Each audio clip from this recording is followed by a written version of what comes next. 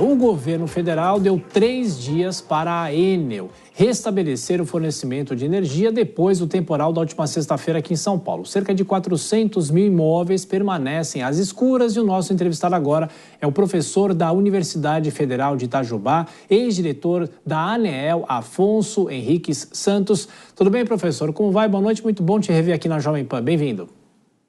Bom demais em reencontrá-lo. Muito bom. Bom, professor, de uma certa maneira é aquela história que se repete todos os anos e o morador aqui de São Paulo e de outras cidades brasileiras sofrem com esse jogo de empurra de novo das autoridades. O senhor, pela sua experiência, conhece como ninguém o setor elétrico. É possível se montar um planejamento eficaz? Obviamente que livre de problemas nunca estaremos, muito mais agora nesse período de eventos extremos que não só o Brasil, mas o mundo todo está enfrentando. Mas como que é possível sentar na mesa e discutir um plano efetivo para que as pessoas não sejam pegas de surpresa e fiquem dias sem energia elétrica, professor? É um desafio, Tiago, e é interessante que poucos no setor elétrico, de fato, acreditavam nos impactos das mudanças climáticas. Eu participei de alguns PDs de consultoria, há cerca de 8 anos atrás, eu coordenei um trabalho com o Ministério de Minas e Energia, que era exatamente a avaliação da vulnerabilidade do setor elétrico face às mudanças climáticas. Nós fizemos várias propostas, mas, de fato, todo mundo achava que era uma coisa longínqua. Nós estamos vendo hoje impactos diretos no curto prazo, certo? Seja na hidrologia, ou seja, na vazão que chega às usinas, estios em cima de estios, sejam em rajadas de vento que derrubam, ciclones, como no sul do país tem acontecido com uma certa frequência, e as distribuidoras, né? Veja o Rio Grande do Sul, mas veja São Paulo, há menos de um ano atrás, e agora novamente, né? Isto aí é, antes de tudo, um problema global que nós não vimos ações específicas, duras, dos governos. Seja o nosso brasileiro, independente de ideologia, independente de lado, seja toda os grandes líderes do mundo. Nós temos que ter ações fortes para poder limitar o aquecimento global. Este é o primeiro ponto. Agora, está aí o problema. Como resolver, né? Nós temos uma série de problemas culturais. Essa questão me desculpe, Tiago, mas faltou planejamento. Isso me cansa muito. Planejamento é papel. O mundo real é muito mais. Planejamento raramente acerta. O planejamento é muito mais para criar estratégias. Nós temos que ter coisas efetivas para nós termos capacidade de reação. É chamada resiliência. É um novo conceito. Não é nos prevenirmos de todas as maneiras contra todas as ameaças. Isso não tem sentido, seria muito oneroso, quase que impossível. Nós temos que ter, sim, maneiras de mobilizar para diminuir os impactos, como foi dito, o caso na Flórida, né? o furacão Milton, mas nós não tivemos esse tipo de ação aqui, que extrapola o setor elétrico, né? É uma questão realmente maior, e nem culpa o prefeito. Aliás, diga de passagem, que a prefeitura, o poder público municipal, foi abandonado pelo setor elétrico há muito tempo. Em 1957, um decreto-lei 41019, que obrigava as distribuidoras a se articular com o poder público municipal na expansão, nas ações, enfim, que impactassem o município. Hoje, o prefeito é visto como um problema. O prefeito é a voz da comunidade. Claro. Ele tem que ser escutado. Não pode se falar, não, o setor elétrico é responsabilidade da União. Não é. A Constituição tem que ser analisada como um todo. Não podemos colocar o poste como quer, o padrão como quer. Isso vale para a energia elétrica, vale para telecomunicações. Veja o horror que está. Professor. Vamos pegar o caso... Perdão, Tiago, eu me empolgo com esse tema. Sem dúvida. E obviamente, né, professor, é uma discussão interminável. Eu queria perguntar do ponto de vista pontual, porque no ano passado foi o mesmo debate, a mesma discussão de se descredenciar a Enel, que presta o serviço aqui em São Paulo. Antes era Eletropaulo, quando a gente se falava aqui na Jovem Pan ainda era Eletropaulo, os problemas eram os mesmos. Eu pergunto, tirar uma empresa e colocar outra, adianta? A empresa pode chegar com mais infraestrutura, com mais funcionários, mas o problema é o mesmo, professor? É o mesmo, mas antes de tudo, eu vou voltar, como você falou, na Eletropaulo. Por favor. A Eletropaulo, há 10 anos, ou mais de 10 anos, ela se negou a seguir uma determinação da prefeitura, uma lei municipal, que obrigava o enterramento de redes, principalmente em lugares estratégicos. Ela foi para a Justiça, enfim, mostrou que era competência da União e não do município. Não fez. Essa cultura de confrontar o poder público municipal é muito comum no setor, respaldado pela ANEEL, respaldado pela compreensão dos tribunais. Eu discordo. Eu acho que o poder público municipal tem que ter muita força, certo? E se tivesse acontecido assim, nós estaríamos mais resilientes, nós estaríamos mais aptos a enfrentar os problemas de São Paulo. Não podemos agora acusar as árvores de São Paulo. São Paulo tem pouca árvore, deveria ter muito mais para se tornar um ambiente agradável, um ambiente urbano agradável.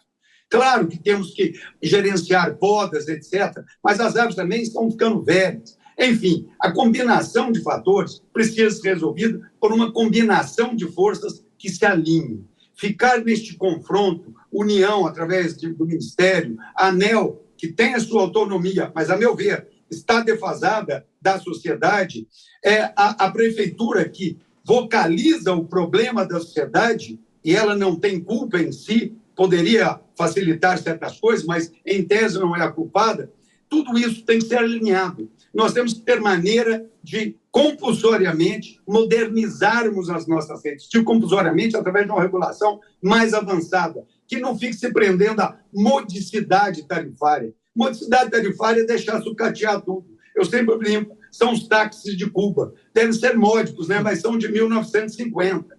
Temos que ter a modernidade. A sociedade exige isso. A demanda por energia elétrica hoje, independente se no urbano ou no rural, sim, na grande cidade ou na pequena, é fundamental. Professor, deixa eu fazer uma última questão, inclusive dando a informação de que pelo menos 300 mil clientes ainda estão sem energia elétrica aqui em São Paulo. Eu pergunto do ponto de vista da ANEEL, o senhor que já foi diretor da ANEEL, nesse momento a ANEEL tem condições de fazer a fiscalização, não só em São Paulo, mas em todo o país? Qual é o papel dessa agência reguladora, ou precisa haver uma modernização? E não estamos falando da questão política, de loteamento de cargo, mas a função dela efetivamente, professor.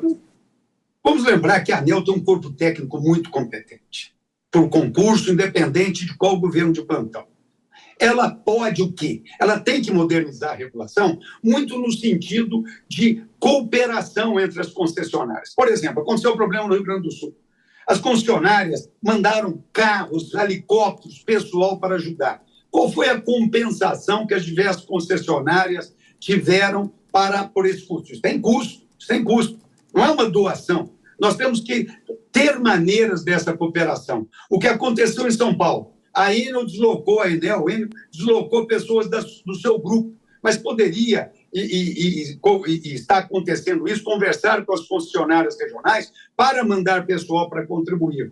Isso aí tem que ter uma maneira regulatória de operacionalizar e de compensar este custo. Isto sim a ANEEL pode fazer. Agora, fiscalizar, eu sair na rua e falar, este poste pode cair, isso não existe, é totalmente ineficaz. Essa visualização, o portão está fechado, está aberto, tem grama, isso não adianta nada. Nós temos que acompanhar os índices. É claro que as mudanças climáticas exigem uma maneira diferente, mas é bom lembrar que a ANEEL colocou em prática a chamada Resolução Normativa 1000, a REI 1000, muito importante, que sinaliza economicamente para as concessionárias para evitar apagões, porque elas têm que pagar compensações que antes não pesavam nada no bolso. Faz mais de um ano que é muito pesado, que realmente influencia na decisão de investimento. Nesse sentido, a ANEEL está bem colocada, bem posicionada. A REI 1000 é um grande avanço em proteção ao consumidor, mas nenhum consumidor quer pagar para ficar sem luz, quer receber dinheiro para ficar sem luz. Não é esta a questão. Então, nós temos que modernizar, temos que abandonar essa lógica de modicidade tarifária, temos que modernizar as redes que são absolutamente atrasadas e temos que ter formas cooperativas, como aconteceu no Rio Grande do Sul, de maneira regulada, de maneira que mantenha o equilíbrio das concessões, ou seja, compense os custos das diferentes concessionárias. Professor Afonso, uma última dúvida que eu tiro com o senhor. Segundo as informações que foram divulgadas hoje, a ANEEL sofreu pelo menos multas de 320 milhões de reais. No entanto, apenas 28% foram pagas. Por que as empresas não pagam? Elas recorrem, vão empurrando com a barriga? Como é que isso funciona? Rapidinho, por favor. Não, rapidinho. Na verdade, é a prática tributária brasileira. Multas, multas e multas. A Receita Federal é campeã nisso. Olha a quantidade de processos entulhando no judiciário. Agora, a ANEEL é natural. Você tem uma questão de pesos da multa. E recorrer para pagar é uma coisa natural e faz parte do processo. É muito legítimo isso. Tá? Eu não vejo isso como um problema. Eu vejo que essas ameaças de perder concessão, tirar concessão por problemas como este, eu acho que isso sim é muito danoso. Eu acho que nós temos que colocar punições, que compensar consumidores, e pode acontecer motivos para não renovar a concessão. Mas não dessa maneira, cada vez que tem um problema, vamos cortar, vamos caçar a concessão. Isso não tem nenhum sentido, nem no direito brasileiro, nem na regulação, que eu participei dessa criação como primeira diretoria da ANEEL, isso não faz nenhum sentido. Isso só enfraquece o setor e o que é ruim, seja para o usuário, o consumidor, seja para o investidor. Professor Afonso Henriques Santos, da Universidade Federal de Itajubá, ex-diretor da ANEEL. Como sempre, professor, obrigado pela sua gentileza e fica aqui o convite para outra entrevista, como sempre. Um abraço. Obrigado. Muito obrigado, Tiago. Parabéns pelo livro. Muito obrigado, professor. Até a próxima.